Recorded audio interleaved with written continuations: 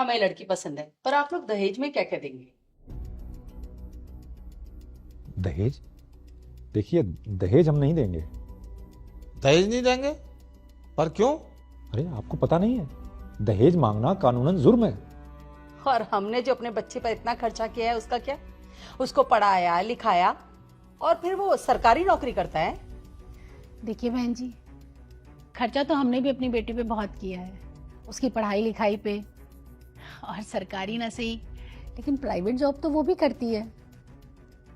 देखिए, दहेज के बिना ये शादी नहीं हो सकती। अरे कैसी बात कर रहे हैं आप? ऐसे खुल के आप कैसे दहेज मांग सकते हैं? और आपको पता भी है, अगर हम कंप्लेन कर दें तो आपको जेल भी हो सकती है। देखिए, हम तो बस इसलिए कह रहे थे कि हर बाप अपनी लड़की को तो देता ही है।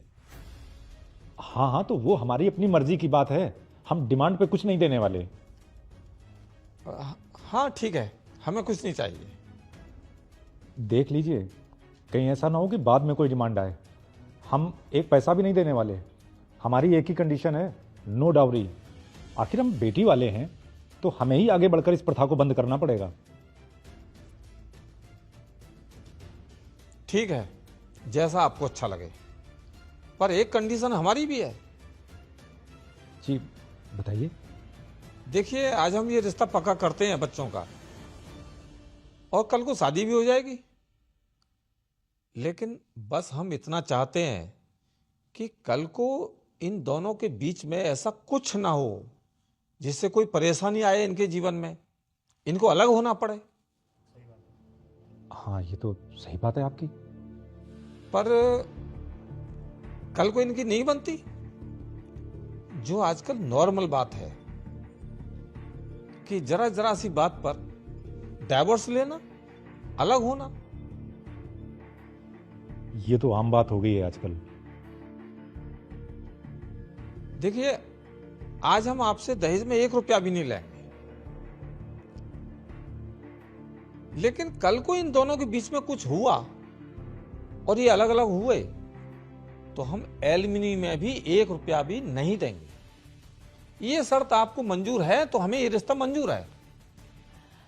लेकिन हस्बैंड की प्रॉपर्टी में तो वाइफ का हिस्सा होता है ना। हाँ होता है, लेकिन तब तक जब तक वो दोनों हस्बैंड वाइफ हैं, डिवोर्स के बाद नहीं। और फिर आपकी बेटी तो पढ़ी लिखी है, कमाती है, हमें ना डिवोर्स के बाद उसकी कमाई में से कुछ नहीं चाहिए। लेकिन शर्त यह है कि हम अपने घर से या अपने बेटे की कमाई से भी उसे कुछ नहीं देंगे।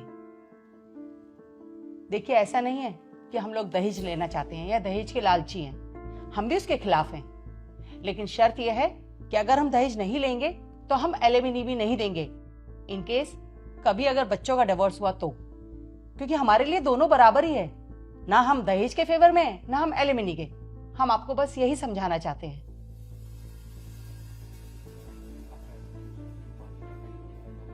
वाह, अरे ये भी बात कोई मानने वाली है। कल को मेरी बेटी अलग रहेगी तो क्या करेगी, कैसे जिएगी? उसके रहने के लिए कुछ तो चाहिए होगा ना।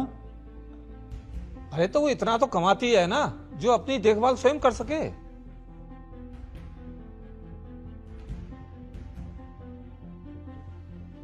और फिर जब आप दहेज की प्रथा के इतने खिलाफ हैं तो एलिमनी के इतने फेवर में क्यों हो? इसके भी खिलाफ रहिए ना। ना दहेज देंगे, ना एलिमनी में 1 रुपया लेंगे।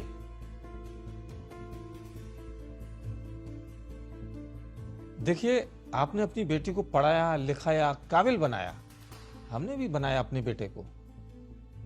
और आप अपनी हैसियत के हिसाब से अपनी बेटी की शादी में खर्चा करेंगे, हम अपनी हैसियत के हिसाब से करेंगे। और जब ऐसी बात है तो फिर लड़के वालों को ही डाइवोर्स के टाइम आधी प्रॉपर्टी देनी पड़ती है, और ये नॉर्मल हो गया है बिल्कुल।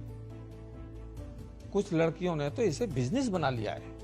शादी करो, 2-4 साल साथ रहो और फिर डाइवोर्स ले लो, और इसके बाद लाखों करोड़ों अंदर। और देखिए, हमारी यही कंडीशन है, अगर आप लोग एग्री हैं तो ये एग्रीमेंट है जो हम शादी के टाइम साइन कर लेंगे।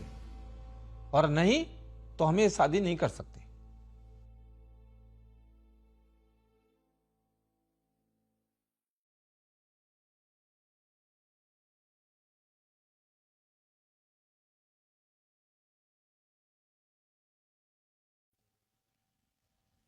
हमें हमारा जवाब मिल गया।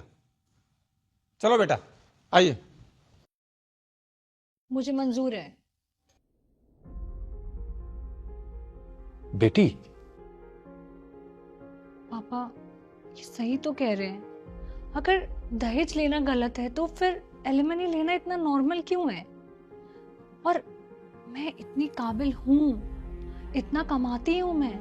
इन केस अगर कल को हम दोनों साथ में नहीं रहते किसी भी रीजन की वजह से, मैं अपने आप को एक बहुत अच्छी लाइफ दे सकती हूँ। और लड़कियों के साथ जो भी गलत होता है सब आवाज उठाते हैं, और अगर वही सेम लड़कों के साथ कुछ गलत होता है तो कोई बात तक नहीं करता उस बारे में। जिसकी सोच इतनी अच्छी हो ना, उनके घर का भी नहीं टूटा करते। और मैं खुश नसीब हूँ कि मुझे तुम्हारे जैसी अंडरस्टैंडिंग पार्टनर मिल रही है। मम्मी पापा, मुझे रिश्ता मंजूर है, मुझे रिया पसंद है। शाबाश बेटा, हमें ये लड़की पसंद है।